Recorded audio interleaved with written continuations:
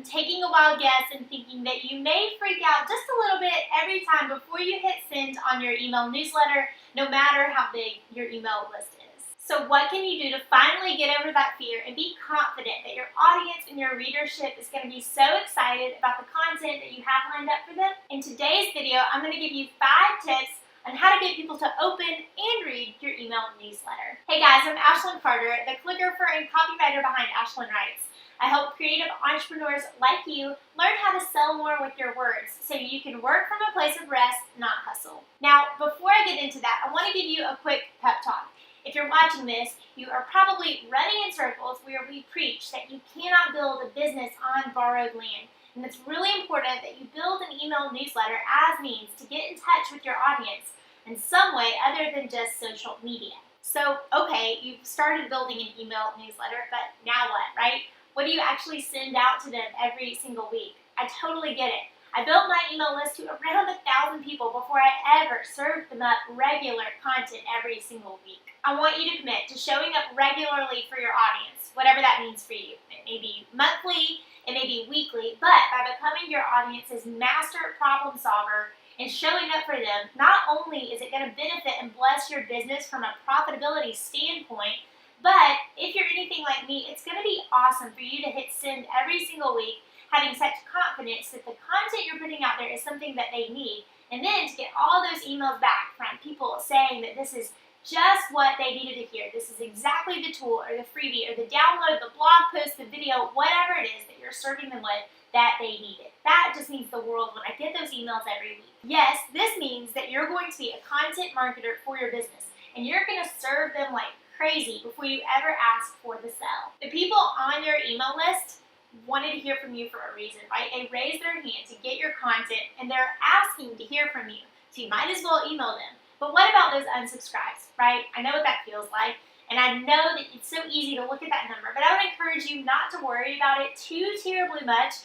Definitely don't click through and read it all the time to look for names, see if you know anybody, but just look at it as a way that maybe the content wasn't what they needed right now. They're having a bad day, or just they're trying to get some more white space and breathing room in their inbox. My goodness, we all need that. Another way to look at it is that these people that are hopping off your list are just freeing up a spot for somebody else to come along and be able to hear from you and get what they need. Because let's face it, having an email marketing platform or tool costs us money as businesses. And so by having just people on there that really want to hear from you and not paying for people that don't want to hear from you, that's a way to steward our business finance as well. Before we jump into the tips, one last thing. I want you to come at this with the idea that you're going to serve so well that even if a subscriber never buys from you, they walk away with great tips, killer insights, and are influenced by your story. Can you commit to me that? So let's jump into those 5 things so you know what to say in your email newsletter. The first thing that I want you to do is use a formula. If you have some sort of paint-by-numbers approach to your email newsletter, it's going to be a whole lot easier to sit down and write it every single week. So an easy way to know what to say in your newsletter is to start with the end in mind.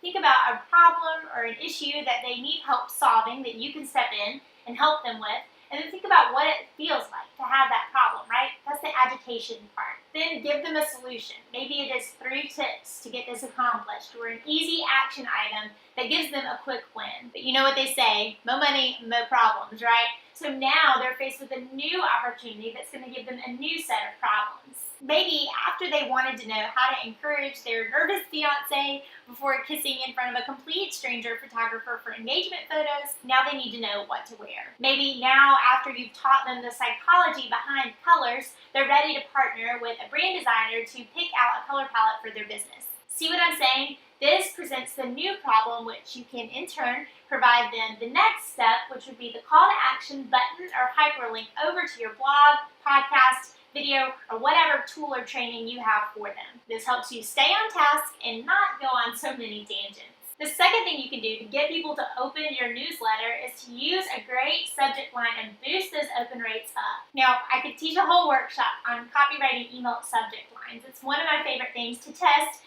and tweak. But today I just want to give you one simple tip. Start a swipe file. Your subject line is the first and sometimes the only opportunity that someone has to interact with your email. This can be the most simple thing that you can tweak to have an impact on your open rates and your clicks. Starting a swipe file of email subject lines and inspiration is going to give you an endless database of copywriting ideas that you can use when you're crafting your own email newsletter. The third thing you can do to write better email newsletters after they've clicked open is to write conversationally, like really conversationally.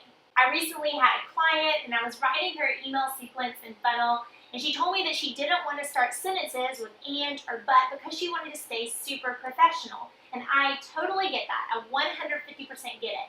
But we don't read quite the same way we used to online, and we certainly don't read online like we would any fiction or prose that we're reading before bedtime. Writing conversationally is going to help you sound less robotic. Even famous copywriters and authors agree. When it comes to sales copy, the grammar rules don't always apply, and they can be bent. Think about it. You don't say, "In which palace does the Queen of England live?" right?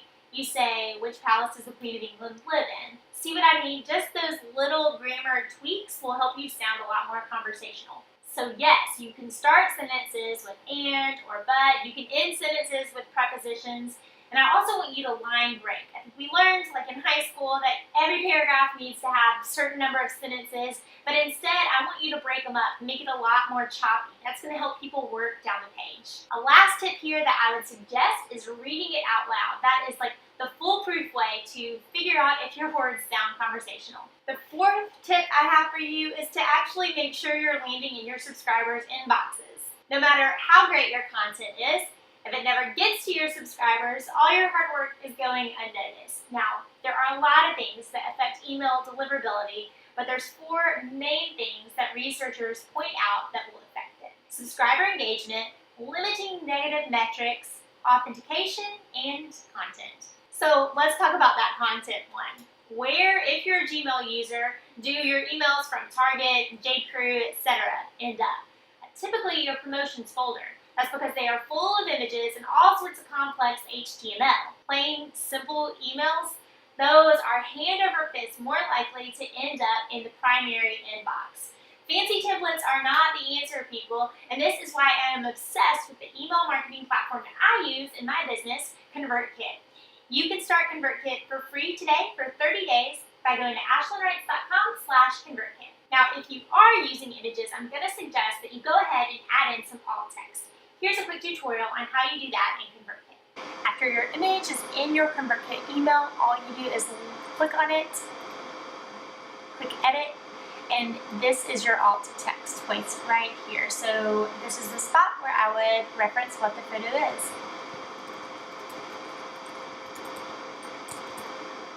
And there you have it. The 5th email marketing tip I have for you today is to give 1 call to action per email.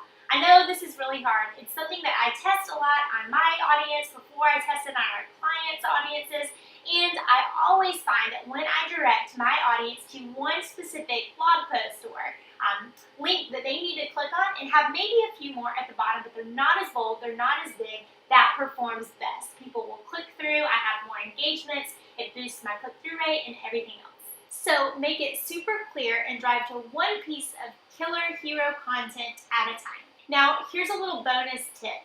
I want you to start split testing your subject lines. This is something I have loved about ConvertKit. Back when I wrote email marketing copy for Delta Airlines, that was one of the coolest things, to be able to test and see results immediately. And that is one thing that I have loved being able to do as a small business owner using ConvertKit. So I'm going to show you how to do that right now. You just pop in 2 different subject lines and ConvertKit does the work for you. 15% of part of your subscriber list gets 1 subject line, 15% gets the B subject line, and after 4 hours, the winner goes to the rest of your list. So my question for you today is, how do you get people to read your email newsletter? And what kind of email marketing questions do you have that I could help you with? Go ahead, comment below, and if this video was helpful, give it a like and hit subscribe. Also, if you started to hear a little bit about ConvertKit and you're interested in giving it a go in your own business, I'll invite you to have a free 30-day trial by going to ashlynwrites.com/ConvertKit. That's all I've got for you now. As always, thank you so much for tuning in, and I'll see you next week.